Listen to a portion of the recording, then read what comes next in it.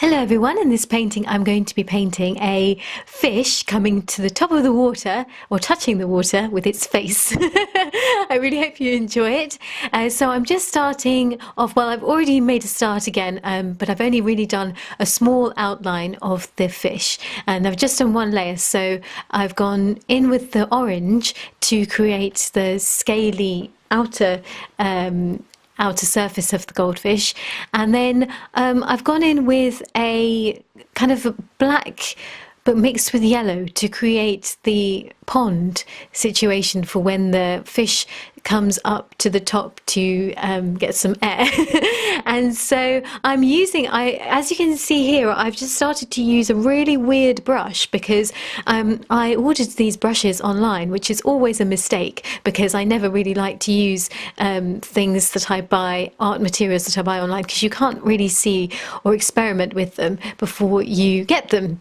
So I got this brush and it was labeled as a acrylic brush, but I quite often use acrylic brushes for oil because they are very soft and I like the soft feel of them, much prefer them to using sable brushes, which I find to be very not sable, sorry, hog brushes, which I find to be too tough for me. So I thought I'd test this one out and it was a bit of a mistake. It's actually too soft, and so it was more like one of those blending brushes, but I will use that for blending and blending away brush strokes, but for spreading the paint it was really bad. So in this section I'm doing a very, very dark background because the depth of the water is obviously very, very dark and the surface of the water is much lighter, so I'm using this green that I've created but through a mixture of black and yellow.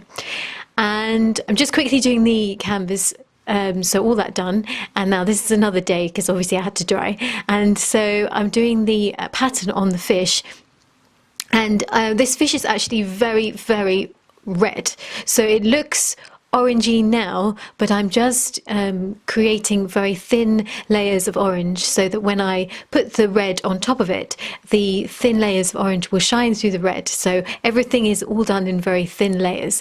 I think my layers are slightly thicker than most people. I feel like I always use quite a lot of paint as opposed to thinner, so the ratio of paint against thinner is more paint than thinner, quite significantly more, but I still am using thin layers, and obviously my brush is tiny now, and this is an amazing brush. I got it from, in fact it's quite a risk because buying things online, as I said, I don't normally do it, but because I was getting canvases, I have to buy canvases online because I can't carry them all the way from the shop because the shop is far away, so I like to buy those online. Again, it's risky, but you just have to hope for the best.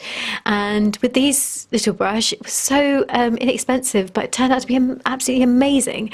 It's a beautiful brush and it was from Germany, I believe. I will find out the name of the brush and I will write it in the description because I'm not exactly sure what the name is. So when I'm disappearing off camera, I'm just mixing the paint and grabbing thinner as well. And I don't like to keep thinner right near my face because my thinner, the liquin one, has a bit of scent. I don't really like it.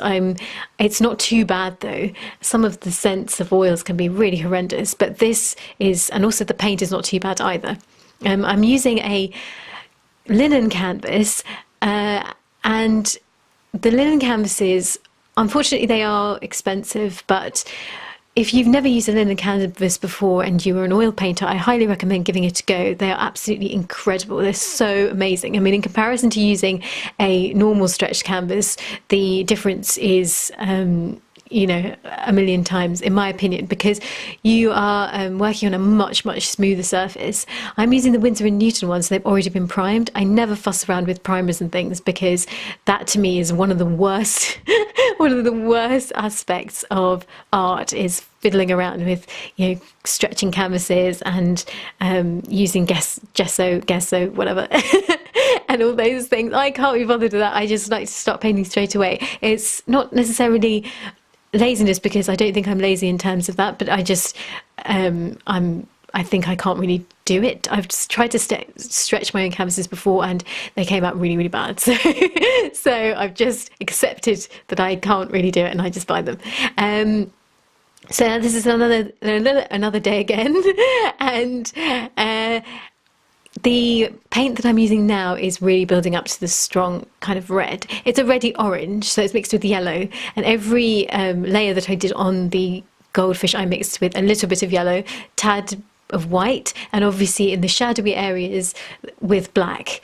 And then making sure that when it is to give dimension, to not forget to use the black, because it can be so easy to get carried away with the bright colours and think that you've finished, and it does sort of look like a fish now, so you think, oh well, I don't need to bother with using any darker colours, but that at the moment it doesn't really have any kind of dimension. So now, as you can see, I'm mixing with the black, so making sure that I go around the outer rim, and obviously any areas that are much darker to create a shadowy, to create the shadows, and also to create dimension on the fish. Otherwise it would be a flat little blob thing and I want it to look real, so adding much more of the layers here and making sure that I just keep them very light. So these layers have dried really fast because I've been using a fast drying medium, and also then now I've disappeared just so you can see the full canvas,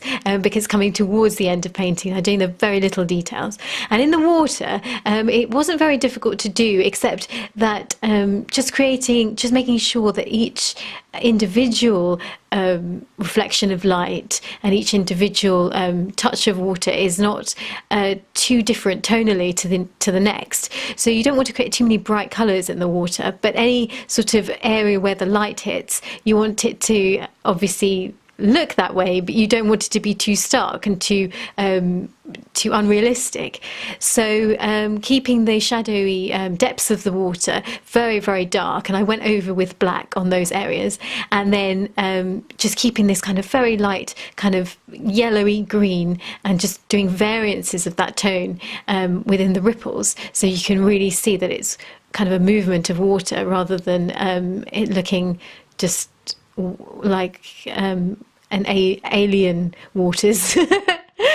Water that doesn't really look realistic, I suppose. I mean, the idea is not for it to look too realistic, because I wanted it to look a little bit like, you know, I genuinely do like it when things look like paintings, and I don't think that they necessarily have to, you know, you have to spend absolutely hours in getting every single brushstroke out, but I did want there to be some sense of realism. And as you can see, just trying to get the little fins and things underneath the water, and then the face above the water.